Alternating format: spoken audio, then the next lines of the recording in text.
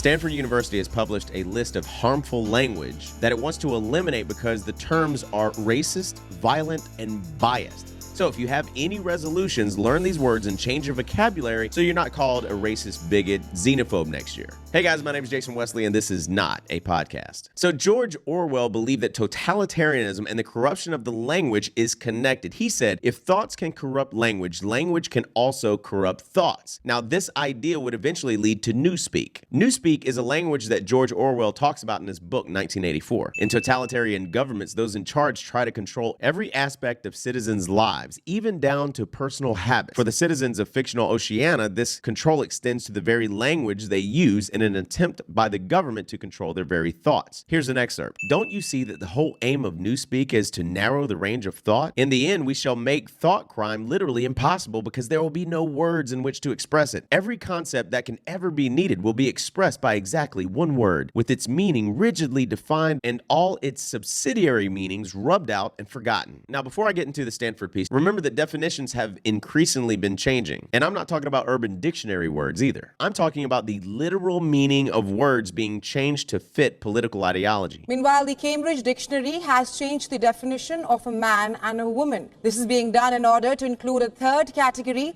that is people who do not identify with the sex they were assigned at birth. Under the updated version, a man is now defined as an adult who lives and identifies as a male, though they may have had a different sex at birth. Meanwhile, a woman is now described as an adult who lives and identifies as a female despite having a different sex at birth. Remember when the definition of racism changed? Well, a recent law school graduate says the definition of racism should be changed in the dictionary. As it stands, here's what it says. Merriam-Webster defines racism as a belief that race is the primary determinant of human traits and capacities, and that racial differences produce an inherent superiority of a particular race. Well, Kennedy Mitchum says that's too simple and surface level, so she emailed Merriam-Webster about revising the wording.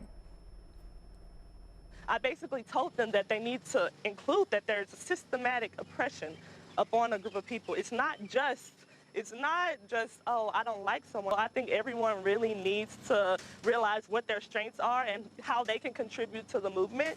And once they do that, I think we're really going to be able to get some places. Actually, according to our affiliate KMOV, the dictionary's editor told Mitchum that they are working on changing the wording to add more context, and they said that it should happen. One of the things that was added was the systemic oppression of a racial group to the social, economic, and political advantage of another, and a political or social system founded on racism and designed to execute its principles. Did you catch that? A system founded on racism. You can't use the word to define the word. What's the definition of a banana? A yellow banana? Now, I'm going to put a link in this video so that if you want to read all of the words yourself, you can. But the goal of the Elimination of Harmful Language Initiative is to eliminate many forms of harmful language, including racist, violent, and biased language from Stanford websites and code. We're talking about the IT section. You thought it was just the humanities. No. This ideology bleeds into every area of education, or should we call it indoctrination. The purpose of this website is to educate people about the possible impacts of the words we use. Language affects different people in different ways. We are not attempting to assign levels of harm to the terms on this site. We are also not attempting to address all informal uses of language. This is hilarious in my opinion, but they actually have a content warning before you read these words. Content warning. This website contains language that is offensive or harmful. Please engage with this website at your own pace. Anyways, among the words to be banned, American. You must now say U.S. citizen because it discriminates against South and Central America. Now, whoever created this list clearly has never traveled outside of the country. They must have never gone anywhere else in the world, because every place that I've ever traveled, if I say I'm a U.S. citizen, where are you from? United States. No one knows. They're like, where? What? But if I say I'm from America, everybody knows what that means. If you go to most places around the world, literally no one is going to say, are you a U.S. citizen, unless you're going through customs. They say, are you American, or are you from America?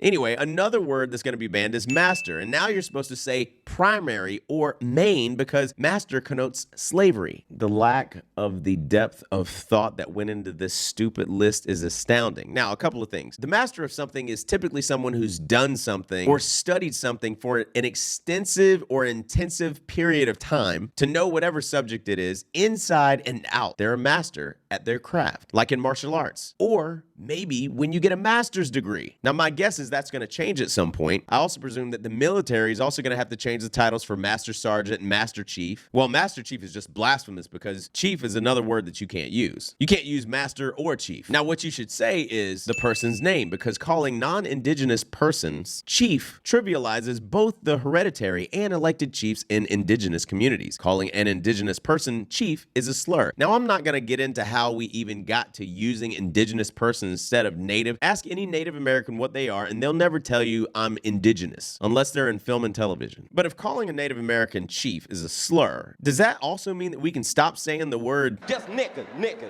nigga?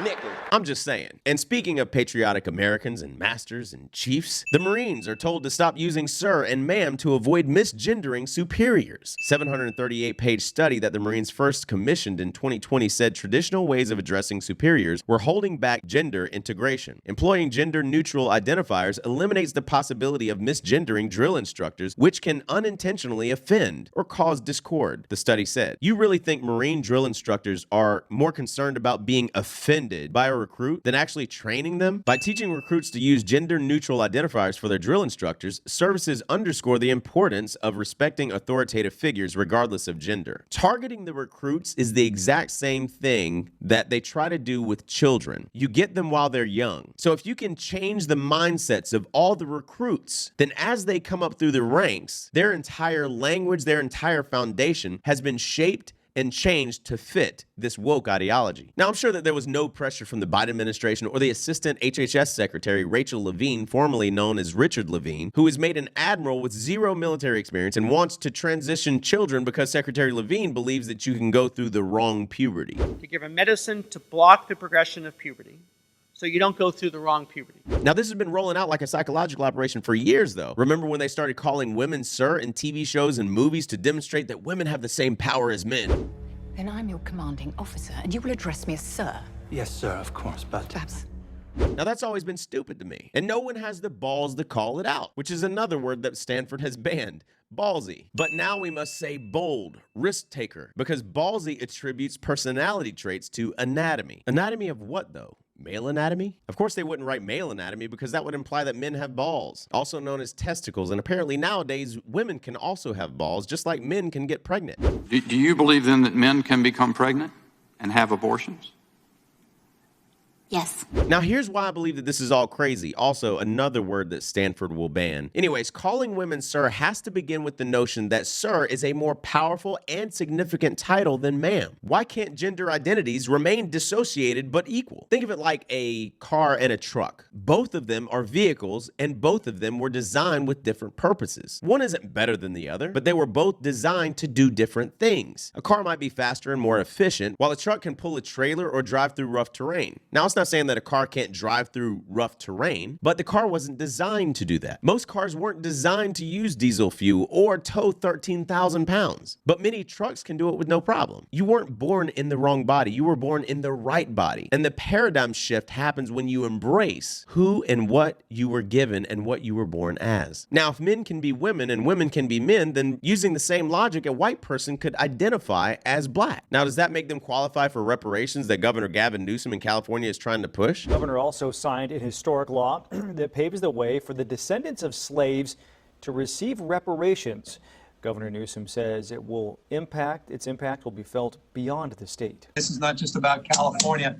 This is about making an impact in a debt across the rest of the country. With the way the definitions are being changed, and if what I said was true and someone can identify as black but didn't get reparations, will they get a backdated check in the future? Because it'll eventually change, because that's the slippery slope. Now, if you think that all this is dumb, you would be correct. But also, you would be banned because dumb is another word that we can't use either. Dumb is changed to non-vocal, non-verbal, because it was once used to describe a person who could not speak and implied the person was incapable of expressing themselves. Now, when is the last time you called someone dumb because they couldn't speak? You most likely called someone dumb who actually said something dumb. People that can't speak are called mute. You know, like the button on the remote. Now, there are plenty of people that work in government that I think are absolutely dumb, but they can speak clearly, except, of course, our current president. It's kleptocracy. Kleptocracy. And the guys who are the kleptocracies. But these are bad guys.